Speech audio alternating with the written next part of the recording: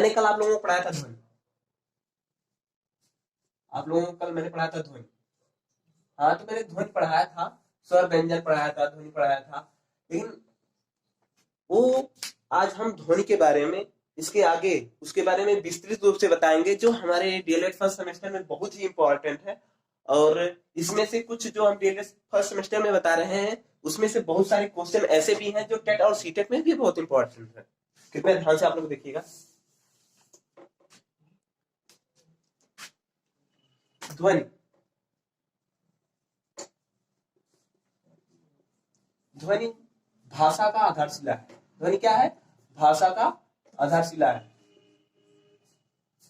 का आधारशिला है। ध्वनि क्या है? भाषा का आधारशिला है। ध्वनि भाषा का आधारशिला है। अब भाषा क्या है? अब देखिए, भाषा की लघुत्तम इकाई क्या होती है, ये ध्यान लीजिए आज। भाषा की लघुत्तम इकाई, भाषा की लघुत्तम इकाई, भाषा की लघुत्तम इकाई होता है, क्या होता है? ध्वनि एवं वर्ण। ध्वनि या वर्ण, ध्वनि और वर्ण क्या है? ये भाषा की क्या लघुत्तम इकाई है। देखिए, अब आते हैं वर्ड पे, आते हैं किस पे? वर्ड। अब देखिए वर्ड क्या होता है। वर्ड ये ध्वनि होती है, जो मैंने अभी पढ़ाया कि भाषा की लघुत्तम इकाई ध्वनि होती है। ये ध्वनि, जो ध्वनि होती है, ध्वनि ध्वनि ध्वनियों के लिखित रूप को, ध्वनियों के लिखित रूप को वर्ड कहते हैं। ध्वनियों के लिखित रूप को वर्ड कहते हैं। ध्वनियों के लिखित रूप को क्या कहते हैं? वर्ड किसे कहते हैं? ध्वनियों के लिखित रूप को क्या कहते हैं? वर्ड कहते हैं। अब वर्ड का अर्थ क्या होता है? आप जान लीजिए, वर्ड, वर्ड का अर्थ क्या होता है, इसका अर्थ क्या होता है? वर्ड का अर्थ, वर्ड का अर्थ होता है रूप या रंग। वर्ड क्या अर्थ होता है? रूप या रंग। किसी चीज का रूप या रंग, वो कैसा है, सुंदर है, भद्दा है, कैसा है, इसको जो बताता है वर्ड। वर्ड का अर्थ क्या होता है? रूप या रंग। इसको आप लोग स्क्रीनशॉट ले लीजिए। अब हम इसको मिटा रहे हैं।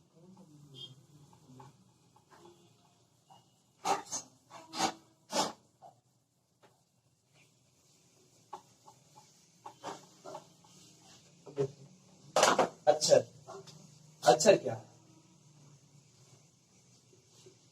जिसका नाश ना हो, अर्थात जिसको, जो नष्ट ना हो, जिसका, जिसको हम नष्ट ना कर सके, जिसको नष्ट ना कर सके, वो क्या होता है? जो नष्ट ना हो सके उसे क्या बोलते हैं? अक्षर। ये नष्ट नहीं होता है अक्षर, जिसको, जो नष्ट ना हो सके उसे क्या बोलते हैं? अक्षर। अर्थात ये जो अक्षर है, ठीक, नष्ट, नष्ट अर्थात इसका खंडन नहीं हो सकता है। नष्ट अर्थात इसका खंडन नहीं हो सकता है, इसका खंडन नहीं हो सकता, नहीं हो सकता।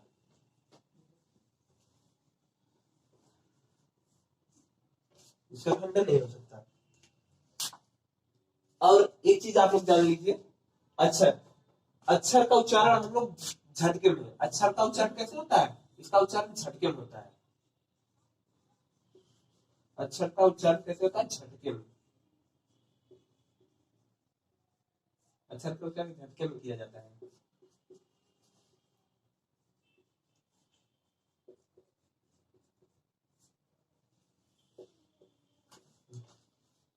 इसको आप लोग कॉपी और पेन का यूज करें और अपने कॉपी पे इसको जरूर उतारते रहे, बहुत ही इंपॉर्टेंट है आप लोगों के लिए। हाँ, अब ध्वनि हो चुका। अब ध्वनि की विशेषता और लक्षण क्या है, इसको देखिए आप। क्या ध्वनि की विशेषता, ध्वनि की विशेषता क्या है?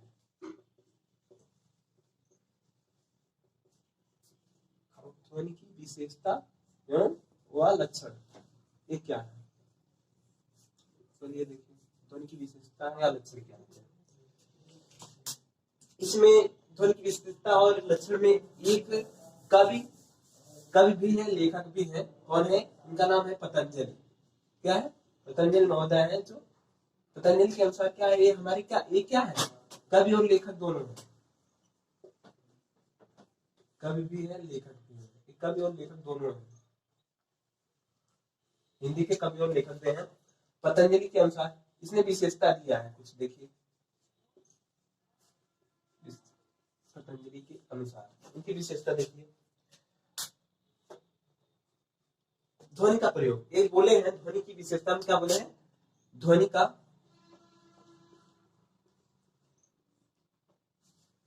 प्रयोग बोलने एवं सुनने में होता है। ध्वनि का प्रयोग किसमें होता है? ध्वनि का प्रयोग सुनने एवं बोलने में होता है। ध्वनि का प्रयोग किसमें होता है? ध्वनि का प्रयोग सिर्फ बोलने एवं सुनने में होता है।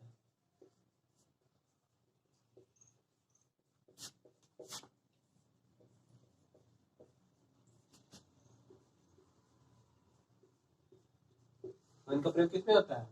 बोलने एवं सुनने में होता है।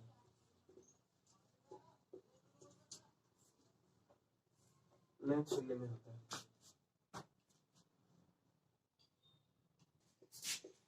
ध्वनि का प्रयोग किसमें होता है? ध्वनि का प्रयोग सिर्फ बोलने और सुनने में होता है। ये पहला हमारा हो गया, पहला लक्षण है ये, ध्वनि का पहला लक्षण। अब दूसरा देखिए आप लोग, ये जो वर्ड मैंने बताया था पीछे, वर्ड या अक्षर, इसका प्रयोग क्या होता है? वर्ड का प्रयोग होता है लिखने और देखने में होता है। वर्ड का प्रयोग किसमें होता है? लिखने व देखने में प्रयोग होता है। लिखने और देखने में वर्ड का प्रयोग किसमें होता है? लिखने और देखने में होता है।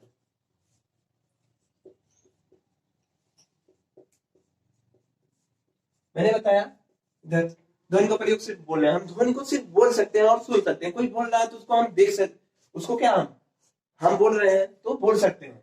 ध्वनि से मतलब मेरे मुंह से ध्वनि निकल रही है ना, निकल रही है, अर्थात हम बोल रहे हैं। इसमें तो मेरे मुंह से क्या निकल रही है? ध्वनि निकल रही है। और कोई बोल रहा है उसको हम सुन रहे हैं, ये क्या है? ध्वनि को सुन रहे हैं। और वर्ड और अक्षर, हम वर्ड को जो मैं ये सब लिख रहा हूँ, ये क्या है? लिख सकते हैं और देख सकते हैं। हम देख भी रहे हैं, क्या लिख रहे हैं? ठीक, अभी लिख भी रहे हैं और देख भी रहे हैं। ये क्या हो गया? वर्ड और अक्षर, अर्थात हम वर्ड और अक्षर को लिख सकते हैं और देख सकते हैं। इसका यूज क्या? लिखने और देखने में होता है। अब तीसरा क्या है? ध्वनि के बिना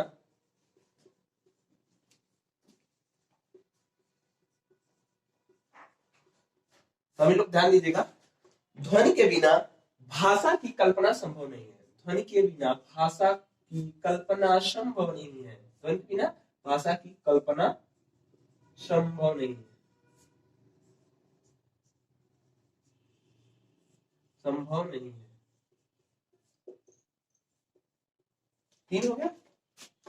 देखिए सभी लोग, अब एक और है, मैंने पीछे बताया था आप लोगों को, लेकिन ये पीछे बताया था मैंने, ध्वनि जो है भाषा की सबसे छोटी इकाई होती है। ये भी इसके लक्षण में आता है। ध्वनि के लक्षण में आता है, ध्वनि भाषा की सबसे छोटी इकाई है।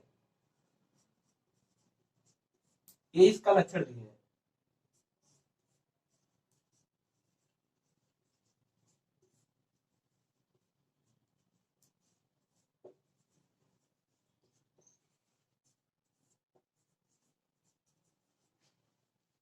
ये सब बहुत ही इंपॉर्टेंट है आप सबके लिए। इसको आप अपने कॉपी पे नोट करते जाइए या स्क्रीनशॉट ले लीजिए। बहुत ही इंपॉर्टेंट है, आप पढ़िए इसको। आपके डीएलएड फर्स्ट सेमेस्टर में बहुत ही काम आएगा ये। और इसमें बहुत से टॉपिक ऐसे भी हैं जो मैं पढ़ा रहा हूँ। ये जैसे पूछ लिया कि पतंजलि के अनुसार ध्वनि की क्या विशेषता है, ध्वनि मतलब क्या हो सकता है, तो आप बताएंगे ध्वनि का प्रयोग सिर्फ बोलने में होता है और सुनने में होता है। ऐसे ऐसे पूछता है। अब बहुत ही इंपॉर्टेंट है, अब इसको करते जाइएगा। हम आपको आगे पढ़ाने जा रहे हैं, इसको मिटा रहे हैं। अब हम पढ़ेंगे ध्वनि के प्रकार। क्या पढ़ेंगे? ध्वनि के प्रकार। ध्वनि के प्रकार हम कल आप लोगों को बता चुके हैं। इसके पहले वाले वीडियो में आपको, हिंदी के पहले वीडियो में आपको मिल चुका है ध्वनि के प्रकार। ध्वनि के प्रकार क्या होते हैं मैंने सब बता चुका हूँ, स्वर और व्यंजन सब बताया हूँ। अब इसमें देखो मैंने स्वर बताया था, इसके बारे में कुछ विस्तृत रूप से मैं बता देता हूँ। स्वर कितने होते हैं आप बताइए, स्वर कितने होते हैं? स्वर कितने होते हैं? 11 होते हैं। स्वर कितने होते हैं? 11। स्वर कितने होते हैं? अब इसमें मैंने आपको बता रखा है, ह्रीश्व स्वर बताया था कल आप लोगों को। ह्रीश्व स्वर क्या होता है? ह्रीश्व स्वर जिसको बोलने में कम से कम आवाज है। देखो ह्रीश्व स्वर का है अ ई उ री, ये क्या है? ह्रीश्व स्वर, जिनको बोलने में कम आवाज आती है। ह्रीश्व स्वर जिनको बोलने में कम आवाज, मुंह से कम आवाज निकलती है, उसे क्या बोलते हैं? ह्रीश्व स्वर। अब दीर्घ स्वर क्या होता है? दीर्घ स्वर, दीर्घ स्वर मैंने कल बता रखा था, ह्रीश्व स्वर की अपेक्षा, ह्रीश्व स्वर की अपेक्षा जिनको बोलने में अधिक समय लगे, मतलब ह्रीश्व स्वर की अपेक्षा जिनको बोलने में अधिक समय लगे, उसे क्या बोलते हैं? दीर्घ स्वर। जैसे हो गया आ ई उ ए ऐ ओ औ। अब प्लुत स्वर मैंने कल बता रखा था आप लोगों को। प्लुत स्वर जैसे बताया था जिसमें 3 का आकार होता है, एक प्लुत स्वर है, जैसे ओम। और आप लोगों को बहुत चीजें बता रखा था, हे, अरे, ये सब प्लुत स्वर के उदाहरण है। अब आता है, इसको आप उतार लीजिए। अब हम पढ़ने जाएंगे इसके आगे वाला टॉपिक। इसको आप लोग आगे मैं इसे इरेजर कर रहा हूं। अब इसी में आप देखिए अनुस्वार क्या होता है। मैं कल भूल गया था आप लोगों को पिछली वीडियो में बताने के लिए। अनुस्वार, अनुस्वार क्या होता है? अंग। ये क्या है? अनुस्वार है। अनुस्वार क्या है? अंग। और विसर्ग क्या होता है? विसर्ग क्या है? देखो अनुस्वार जैसे हो गया कुछ, देखो अंगूर लिखा गया है, ये क्या है? ये जो लगा ये क्या? अनुस्वार है। और लिख गया दुख, लिखा जाता है दुख, इसके बीच में क्या है? क्या है? विसर्ग। इसे क्या बोलते हैं? इसे विसर्ग, विसर्ग लगा है बीच में।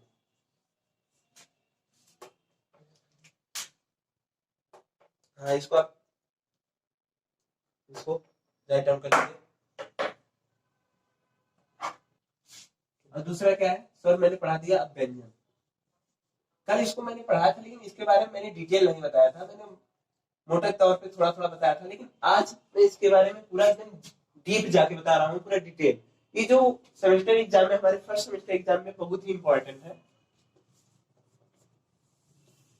ध्यान दीजिएगा।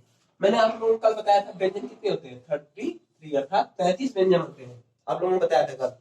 हाँ चलो, अब व्यंजन क्या, देखिए इसमें उच्चारण के आधार पर व्यंजन कितने होते हैं। देखिए उच्चारण के आधार पर, उच्चारण के आधार पर व्यंजन के बारे में जान लीजिए आप। फर्स्ट क्या है? उच्चारण के आधार पर। चलिए मैंने बताया था व्यंजन उच्चारण के आधार पर। एक होता क वर्ग, क वर्ग आप लोग समझ रहे हैं? क वर्ग क्या होता है? जैसे क वर्ग होता है, जैसे क हो गया, ख, ग, घ, अंग, एक क वर्ग हो गया। ये क्या है? एक क वर्ग हो गया, क वर्ग। अब च वर्ग क्या होता है? च, छ, ज, छ, य, ये क्या हो गया? च वर्ग हो गया। अब ट वर्ग क्या होता है? यार उच्चारण के आधार पे ये सब है, उच्चारण के आधार पे ये सब है, का वर्ग, च वर्ग, ट वर्ग, ये सब क्या है? उच्चारण के आधार पे है। ट, ठ, ड, ढ, अड़ा, ठ, ठ, ड, अड़ा। अब प वर्ग, प वर्ग क्या होता है? प, फ, ब, भ, म, ये क्या है? अब इसके बारे में मैं बताता हूँ, इनका उच्चारण कहां से होता है, कैसे होता है इसका उच्चारण। आप लोग देखिए, हाँ, तो व्यंजन जो होता है उसको उच्चारण के आधार पे कैसे बोला जाता है हम आप लोगों को बताते हैं। कितने प्रकार का होता है, कैसे होता है, ये व्यंजन जो होता है उच्चारण के आधार पर, उच्चारण के आधार पर।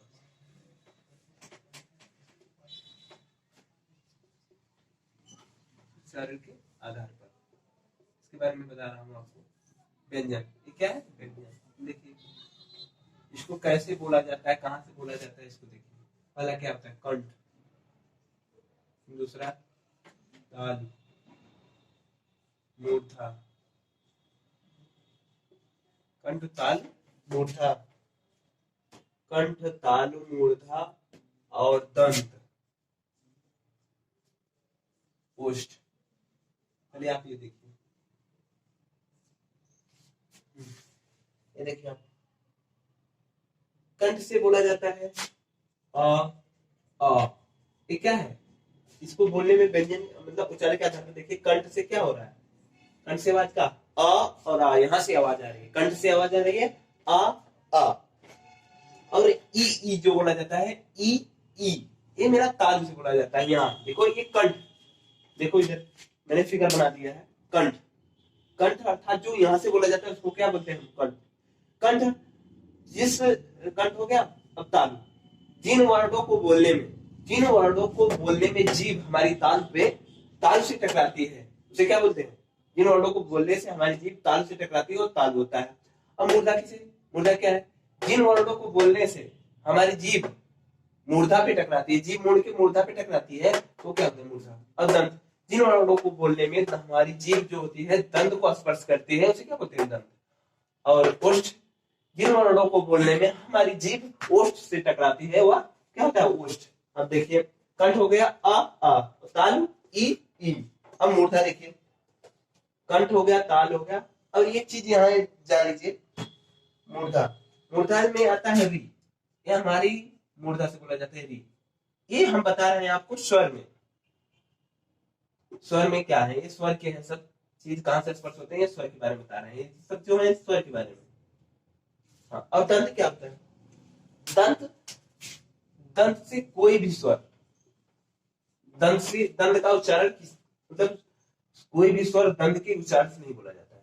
दंत के उच्चारण से कोई भी स्वर नहीं बोला जाता है। अब ओष्ठ देख लीजिए आप, उ देख लीजिए, उ हमारे ओठ से बोला जाता है। उ देखिए हमारी जीभ जो है ओठ से टकरा रही है, इसलिए ओठ से क्या बोला जाता है? उ। ये हमारे स्वर है। स्वर का कहाँ प्रयोग होता है ये देख लीजिए आप। ये सॉरी, यहाँ उच्चारण के आधार पर आना चाहिए, व्यंजन गलती लिख दिए, उच्चारण के आधार पर। हाँ, उच्चारण के आधार पर देखिए ये सब स्वर हैं। ओष्ठ हो गया। अब कुछ छूट रहे हैं। क्या छूट रहे हैं आप देखिए, क्या होता है? कंठ और तालु से कुछ हमारे बोले जाते हैं। जैसे देखिए आप, ए होता है हमारे स्वर में आते हैं, ए और ए। ये आपको समझ में आ गया होगा, पर इसको आप स्क्रीनशॉट ले लीजिए, इसको मैंने समझा दिया है क्योंकि यहाँ स्पेस नहीं मिल रहा है इसको लिखने के बारे में। ये देखिए हो गया ए और ओ। ये देखिए इसका हमारे जैसे मुख में कहाँ प्रयोग होता है इसका, ये स्वरों का यूज कैसे होता है हमारे में? कंठ से होता है कि ताल से होता है, किससे होता है? ये देखिए ये कैसे होता है, आप ये बताइए। ए कैसे बनता है? मैंने पीछे पढ़ाया था आप लोगों को, अ और ई मिलके क्या, अ और ई मिलके क्या बनता है? ए। अब ये बताइए आ और उ मिलके क्या होता है? ओ। अब ये बताइए आप, आ बताइए इसका उच्चारण स्थान कहाँ है? कंठ से है ना। आ का उच्चारण किससे हो रहा है? कंठ, अर्थात ये कंठ हो गया। देख लीजिए क्या हो गया? हमारा कंठ हो गया। अब ई का उच्चारण स्थान हमारे कहाँ है? ताल से। ई का उच्चारण स्थान ताल। अब बताइए ए और है, ये कंठ और ताल से बोले जाते हैं। कंठ प्लस तालु, ये अर्थात कंठ प्लस तालु से बोलते हैं इसको, कंठ और तालु से बोलते हैं। समझ में आ गया था ना? कंठ और तालु से बोला जाता है। अब देखिए आ और उ मिलके ओ बन रहा है। आ कहां से बोला जा रहा है? कंठ से बोला जा रहा है। आ किससे बोला जा रहा है? कंठ से। और उ का उच्चारण किससे हो रहा है? उ, ओठ से। क्या? ओष्ठ से। उ का उच्चारण किससे हो रहा है? ओठ से। अर्थात ओ और अ का उच्चारण क्या से हो रहा है, कंठ और ओष्ठ, कंठ प्लस किससे, ओष्ठ, कंठ और ओष्ठ को मिला के ओ और अ का उच्चारण हो रहा है। ये उच्चारण के आधार पे इतने हो गए हमारे। हाँ, ये देख लीजिए, आप इसको नोट कर लीजिए, बहुत ही इंपॉर्टेंट है। हम आप लोगों को उच्चारण उच्चारण के आधार पे, इसके पहले अभी मैंने स्वर के बारे में बताया, उच्चारण के आधार पे मैंने स्वर के बारे में बता दिया। अब हम आपको बताते हैं कि उच्चारण के आधार पे व्यंजन के बारे में। हाँ, तो एक क वर्ग होता है, क वर्ग ये हमारे कंठ से बोला जाता है, क ख ग घ ङ, ये क्या होता है, ये हमारे कंठ से बोला जाता है। और च वर्ग एक ताल से बोला जा रहा है हमारा, इन वर्णों का च वर्ग, च छ ज झ ञ, ये जो होते हैं वर्ड, 5 होते हैं च वर्ग के वर्ड, ये इनको बोलने में हमारी जीभ जो उच्चारण कर रहे हैं, तो जीभ हमारी ताल में स्पर्श कर रही है, अर्थात च वर्ग क्या हो गया, तालु, च वर्ग क्या हो गया, तालु। और ट वर्ग क्या होता है, ट वर्ग जिसको बोलने में हमारी जीवा जो है मूर्धा पे स्पर्श करती है, उसे क्या बोलते हैं, ट वर्ग, ट ट ठ ड ढ अड़, ये क्या है, मूर्धा से हमारी जीवा स्पर्श कर रही है, ट वर्ग क्या हो गया, मूर्धा। और त वर्ग, त थ द ध न, ये इनको बोलने में हमारी जीभ जो है दंत पे स्पर्श कर रही है, क्या हो रहा है, इनका उच्चारण दंत से हो रहा है। और प वर्ग ये ओष्ठ, प बोलिए, प फ ब भ म, ये क्या हो रहे हैं, हमारी ओठ से, हमारी जीभ जो है ओठ से टकरा रही है, अर्थात यह क्या हो गया, इसका उच्चारण कहां से हो रहा है, ओष्ठ से। हम आगे आप लोगों को बताते हैं, उच्चारण क्या था हो गया। अब हम आप लोगों को पढ़ाते हैं, मैंने पढ़ाया था अंतस्थ व्यंजन, अंतस्थ व्यंजन आप लोगों को कल पढ़ाया था, जो अंदर से आती है आवाज, जैसे य र ल व, ये क्या है, अंतस्थ है, ये सब क्या है, अंतस्थ। और संयुक्त व्यंजन में आपको बताया था, कि पीछे मैं आप सबको बता चुका हूं, लेकिन एक बार रिवीजन करता हूं। संयुक्त व्यंजन क्या होता है, संयुक्त व्यंजन जो मिलके बना हुआ होता है, जैसे दो व्यंजनों से, क्या जो क्या हो गया, संयुक्त व्यंजन जो दो व्यंजनों से मिलकर बने होते हैं, संयुक्त व्यंजन, जैसे था छ त्रैन क्या, मैंने इसके बारे में कल आप लोगों को बताया था, श्र, सॉरी श्र, इसके बारे में मैंने बता दिया था कल आप लोगों को। अब देखिए पार्श्विक व्यंजन क्या होते हैं, बहुत ही इंपॉर्टेंट है पार्श्विक व्यंजन। पार्श्विक व्यंजन, पार्श्विक व्यंजन ला, ये टेट और सीटेट में बहुत पूछता है, पार्श्विक व्यंजन क्या है, ला। अब चलो देखो, लुंठित वर्ड किसे कहते हैं, लुंठित या प्रकंपित, एक कल बताया था मैंने, लुंठित या प्रकंपित, लुंठित या प्रकंपित व्यंजन क्या होता है, मैंने बताया था एरा। अब ये चीज जान लीजिए, ये लुंठित क्या होता है, लुंठित मतलब जिन वर्डों को बोलने में हमारी जीभ जो होती है मुड़ जाती है, कर हो जाती है, पीछे की तरफ मुड़ती है, उसे क्या बोलते हैं, लुंठित। देखिए रा बोलिए, रा, तो देखिए जीभ हमारी जो है क्या कर रही, मुड़ जा रही, मुड़ के आवाज निकल रही मुंह से, या लुंठित वर्ड किसे बताया जाता है, रा को। हाँ, अब अर्धस्वर जान लीजिए, अर्धस्वर क्या होता है, बहुत ही इंपॉर्टेंट है, ये टेस्ट सीटर में बहुत पूछता है, अर्धस्वर क्या है, अर्धस्वर किसे कहते हैं, अर्धस्वर क्या है, या और वह क्या होता है, अर्धस्वर होता है। अब मैंने बताया था कि आपको कल इसको बताया था, उच्छित वर्ड, उच्छित वर्ड, उच्छ्रित वर्ड, ये वगैरह वगैरह थे, उच्छित वर्ड, ताड़नजात, द्विज, द्विगुण, ये जो मैंने सब बताए थे, ये सब क्या है, ये ड और ढ, ड और ढ, ये क्या है, उच्छित वर्ड, उच्छ्रित वर्ड, ये सब है। हाँ, एक चीज जानिए, इसको आप लोग स्क्रीनशॉट ले लीजिए इसका। हाँ, देखिए, मूलतः, मूलतः क्या होता है, कुल ध्वनि, मूलतः ध्वनि कितनी होती है, मूलतः कुल ध्वनि माना गया है, मूलतः ध्वनि कितनी होती है, 51 ध्वनि, सॉरी, मूलतः कुल ध्वनि 51 होती है। और समानता ध्वनि कितनी मानी गई है, समानता कुल ध्वनि कितनी मानी गई है, समानता ध्वनि कुल कितनी मानी गई है, मूलतः ध्वनि कितनी मानी गई है, 51, और समानता ध्वनि मानी गई है सब माना जाता है कि 44 ध्वनि होती है, 44। ये समानता ध्वनि कितनी होती है? 44। और देखिए व्यंजन मैंने आपको बताया था, पीछे कई बार बता चुका हूँ आपको, व्यंजन कितने होते हैं? 33 होते हैं। और स्वर कितने होते हैं? स्वर कितने होते हैं? 11, 11 कितने होते हैं आपको? अब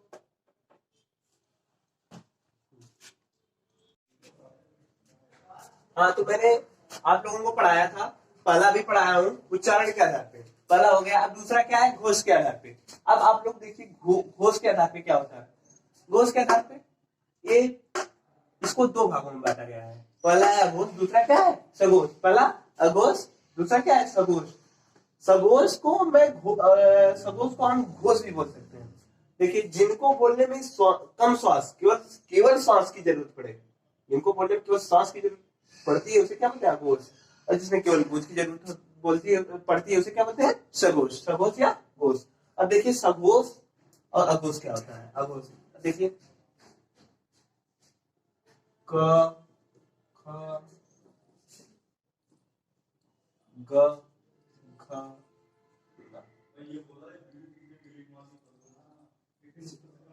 छ, ज, झ,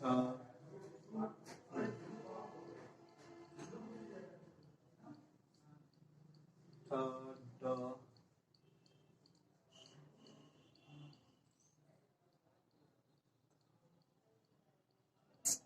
त, थ, द, ध, न, प, ह, ब, भ, ब, भ, म। अब देखिए ये है, मैंने लिख दिया, सभी व्यंजन है, ध्यान दीजिएगा। क, ख, ग, घ, ङ, इसी क्रम से मैंने पूरे क वर्ग, च वर्ग, ट वर्ग, ट वर्ग, प वर्ग सबको लिख दिया। अब ये देखिए, ये हमारी हाथ की क्या है?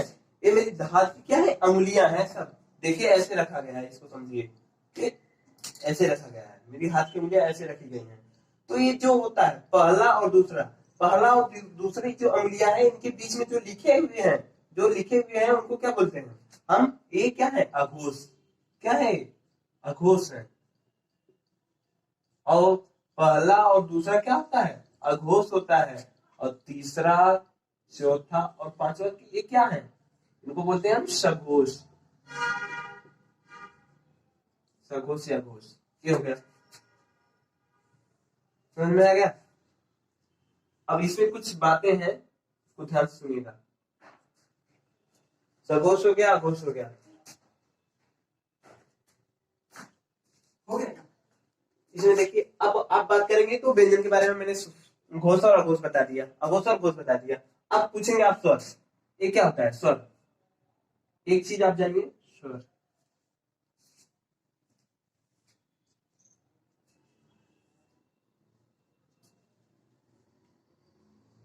हाँ, अब देखिए ये जानिए कि जो स्वर होते हैं, ये स्वर क्या होते हैं? घोष होते हैं कि अघोष? आप स्वर क्या होते हैं? घोष होते हैं कि अघोष? इसके बारे में आप जानिए। स्वर, जो सभी स्वर होते हैं वो क्या होते हैं? सघोष होते हैं। सभी स्वर क्या होते हैं? सभी स्वर सघोष होते हैं। सभी स्वर क्या होते हैं? सघोष होते हैं। सभी स्वर क्या होते हैं? सघोष होते हैं। ध्यान दीजिएगा, इसको आप लोग अपने कॉपी पे जरूर उतारते जाइएगा, बहुत ही इंपॉर्टेंट है। सभी स्वर क्या होते हैं? सघोष होते हैं। अब देखिए अब इसमें क्या होता है, जो होता है इसमें क्या, इसके अंदर क्या और आते हैं, अभी कुछ व्यंजन हमारे छूट रहे हैं इसमें। देखिए इसमें ये अघोष में क्या होता है? स, श, श, हमारे जो ये क्या है? ये तीन, ये भी अघोष में आते हैं।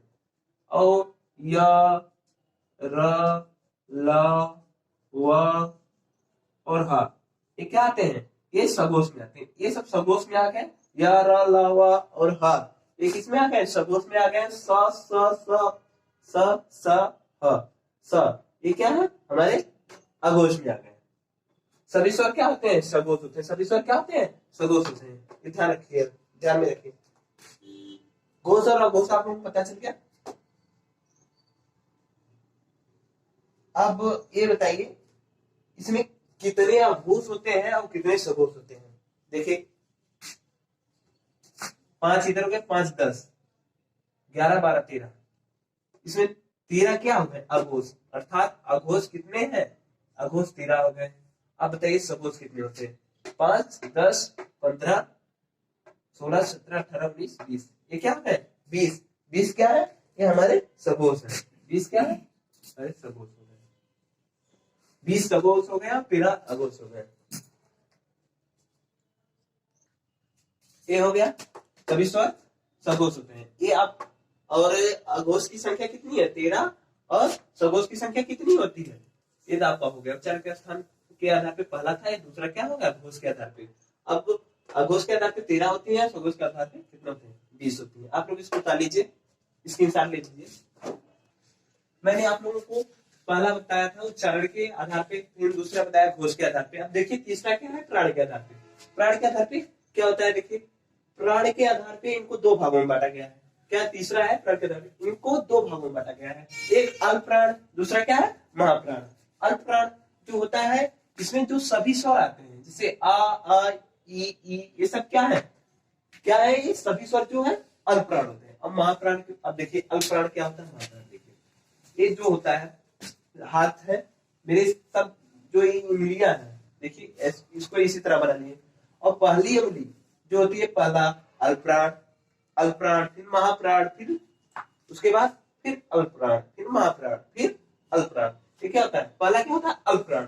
अल्पप्राण में देखिए क हो गया, पहले इसको मैंने सभी व्यंजनों को लिखा क ख ग घ ऐसे क्रम से लिखे हैं, इसी प्रकार पूरा हो जाएगा 25 जब स्पर्श व्यंजन इसमें आ जाएंगे, तो पहले वाले को अल्पप्राण, दूसरे को महाप्राण, तीसरे को फिर अल्पप्राण, महाप्राण, अल्पप्राण। और देखिए इसमें स जो आते हैं, तीनों स जो आते हैं वे क्या होते हैं अल्पप्राण है, तीनों स क्या है अल्पप्राण है। सॉरी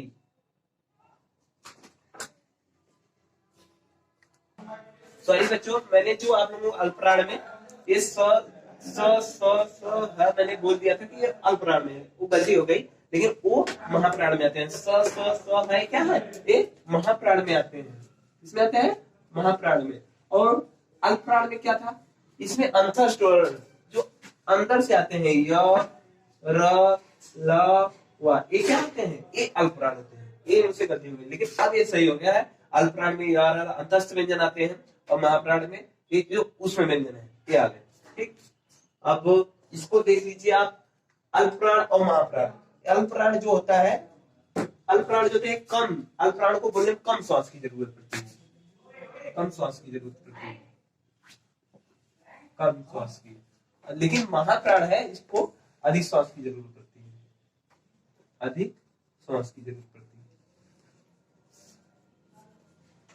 इसको सभी लोग उतार लीजिए बहुत, और इसको आप लोग उतार लीजिए। कभी कभी एग्जाम में, टेट और सीटेट की एग्जाम में ये भी पूछता है कि अल्पप्राण कितने होते हैं और महाप्राण कितने होते हैं। ये देख लीजिए आप लोग, अल्पप्राण देखिए ए है 5, का वर्ग 5, और ये नहीं, सॉरी गलती हो गई, ये जो है अल्पप्राण ए हो गए 5, ए अल्पप्राण 5 5 10 हो गए, और ये 15 हो गए, 16 17 18 19, 19 क्या हो गए हमारे, ये कितने 19 मेरे अल्पप्राण हो गए। 19 कितने हो गए, 19 क्या हो गया अल्पप्राण हो गया। महाप्राण की 5 इधर हो गया, 5 इधर, 10 11 12 13 14, 14 क्या हो गया हमारे महाप्राण। अल्पप्राण 19 हो गए, महाप्राण कितने 14 हो गए। बहुत ही इंपॉर्टेंट है, इसको आप लोग इसको उतार लीजिए, स्क्रीनशॉट ले लीजिए। मैंने आपको उच्चारण के आधार पे, घोष के आधार पे, प्राण के आधार पे 3 बता दिए, चौथा है प्रयत्न के आधार पे। अब प्रयत्न के आधार पे व्यंजन को आप देखिए, हाँ इधर देखिए प्रयत्न के आधार पे, इसको देखिए 1 2 3 4 5 6 7 8, इसको 8 भागों में बांटा गया है। कितने भागों में, 8 भागों में। प्रयत्न के आधार पे इसको कितने भागों में बांटा गया है, 8 भागों में। अब इसके बारे में आप लोग देखिए कि क्या होते हैं, कौन क्या है, कैसे है।